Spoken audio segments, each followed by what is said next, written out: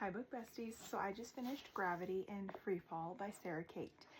And I rated this one 4 out of 5 stars and this one 4.75 out of 5 stars. I thought they were both really good books. I obviously liked Freefall a lot more than I liked Gravity. I honestly thought both of them were going to be like live up to the expectations that I have from Sara Cate, because after reading this Delicious Players Club series, my expectations for all of her books are pretty high because I loved that series so much. Once I got into Gravity, I had a really hard time with certain aspects of it, mainly the female main character. But I will get into that. Here's your one warning. If you have not read these and you do not want spoilers, don't keep watching this video. So Gravity, it follows Sara, Alistair, and Nash. And no, it is not a reverse harem or a why choose. For a second there, you do think it's going to turn out that way, but you know, it's not. Alistair and Nash are father and son. 2 years prior to the, like, whatever's happening between them, Zara's twin sister and Alistair's other son were dating. And then they were in a helicopter crash and both passed away. And so it's been 2 years since that happened. Sara was a ballet dancer and then she quit before her sister died and is now a stripper. And that's how Nash finds her again. And Nash kind of was like the workaholic one of the two brothers until his brother died, and then he became the partier and kind of crazy. And he knew that his dad had liked Sara, and when he found out that she was a stripper, he went after her just to make her or his dad mad. And that's kind of how that happened. And then Alistair approached Sara with like this really crazy deal to bring her to the island that they own to hopefully get Nash back to how he used to be and not so sad and like wanting to get drunk all the time kind of thing. He offers her $1 million for 3 months to just come like live in the island or on the island and pretend to be Nash's girlfriend. Yeah, Nash has a lot of resentment towards his dad for certain things that happened before his brother died. So Sara accepts the offer, obviously, because she's a stripper and she's like, whatever, I don't like this job anyways. So $1 million is $1 million. So she gets there and Nash is very like, I don't want you hanging out with him. I don't want you talking to him. He brought you here for me. And eventually it comes to a point where she wants both of them. And they start this relationship with both of them, but like not like together, like at the same time. So she'll spend one night with Alistair, one night with Nash. And that continues on for a good chunk of time. It comes to a point where she realizes that like she loves them both, but she would rather be with Alistair than Nash.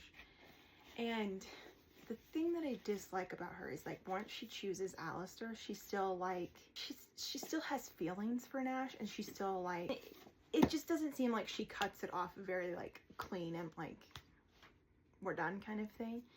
It still feels like she's like not like trying to pursue a relationship with him, but not being like you're my ex and you're in the past kind of thing. And I think that's honestly what drove me nuts about her. She wanted to have her cake and eat it too. I was like, girl, no, you chose one and you left the other behind, leaving him heartbroken because he did love you. And now you're like still like there for him, still calling him and stuff like that. But I think the female main character in this book is what ruined this book for me. Other than that, it would have been great.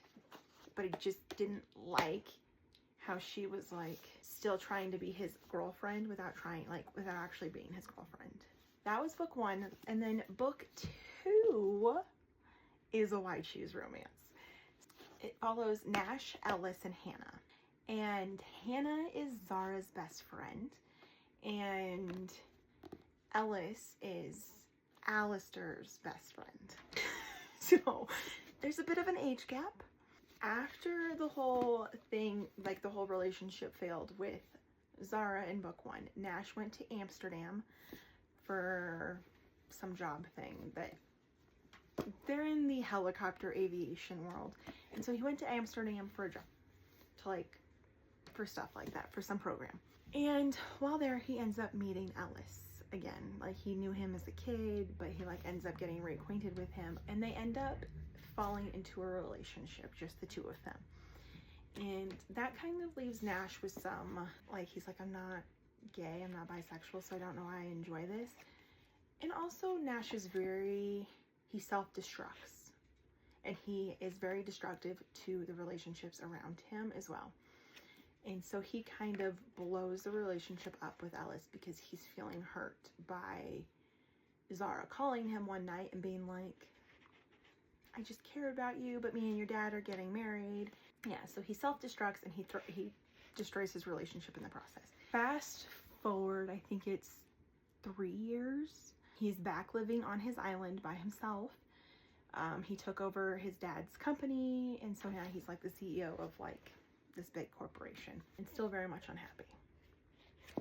And Hannah, who was the ballet dancer as well, kind of doesn't have a really great relationship with her mother, and all of the stress and pressure of being a ballet dancer got to her, and she ended up having a mental breakdown, and she never went back to ballet. And it's been like 6 months since her mental breakdown, and she hasn't gone back, and she doesn't know she will. So Sara offered to let her stay at Del Rey to get away from, that's the island, Del Rey, to get away from living with her mother and to just escape for a little while. At the same time, Alistair over here is like, Ellis, can you come help my son with this acquisition thing that he needs help with?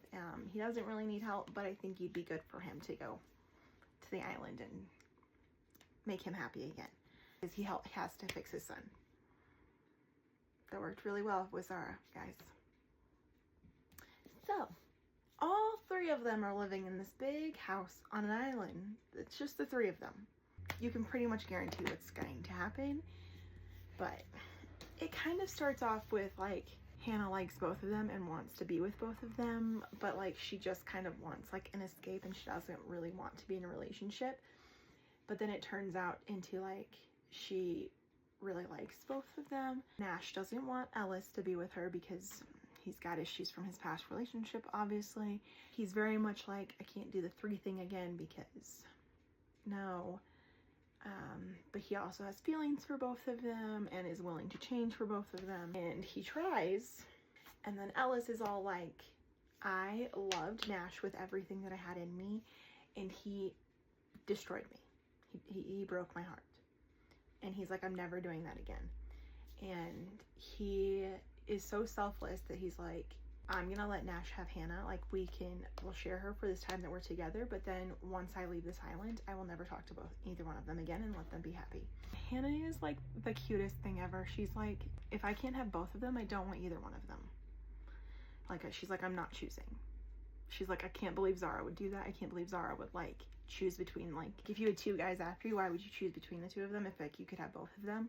They end up falling into a relationship, but with all of their past issues, things happen, and I'm not going into more because I don't want to spoil it. I've already spoiled book 1. I'm not spoiling book 2. But it does end in a happily ever after, so it's a good ending. I definitely prefer Free Fall to Gravity 100%. I still really enjoyed both of them. If you haven't read Gravity and Free Fall by Sara Cate, definitely go check them out.